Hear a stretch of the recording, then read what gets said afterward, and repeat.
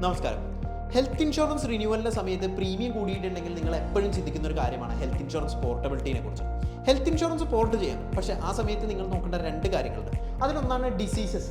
നമുക്ക് already existing ആയിട്ടുള്ള അസുഖങ്ങൾ പോളിസി എടുക്കുന്നതിന് മുന്നേ അല്ലെങ്കിൽ പോളിസി പോർട്ട് ചെയ്യുന്ന സമയത്ത് നമുക്ക് എന്തെങ്കിലും അസുഖങ്ങൾ ഉണ്ടെങ്കിൽ അത് നമ്മൾ കൃത്യമായിട്ട് പുതിയൊരു ഹെൽത്ത് ഇൻഷുറൻസ് കമ്പനിയുടെ അടുത്ത് പോർട്ട് ചെയ്യുന്ന സമയത്ത് പറയണം. ഇല്ല, ക്ലെയിം വന്നിട്ടുണ്ട്, നമുക്ക് മുന്നത്തെയുള്ള ഇൻഷുറൻസ് പോളിസിയിൽ ക്ലെയിം വന്നിട്ടുണ്ടെങ്കിലും അതും നമ്മൾ പോർട്ട് ചെയ്യുന്ന സമയത്ത് പുതിയ ഇൻഷുറൻസ് കമ്പനിയുടെ അടുത്ത് ഡിക്ലെയർ ചെയ്യണം. ഇത് രണ്ടും ഡിക്ലെയർ ചെയ്തിട്ടില്ലെങ്കിൽ പലപ്പോഴും ഹെൽത്ത് ഇൻഷുറൻസ് ക്ലെയിം റിജക്റ്റ് ആവാനുള്ള സാധ്യതയുണ്ട്.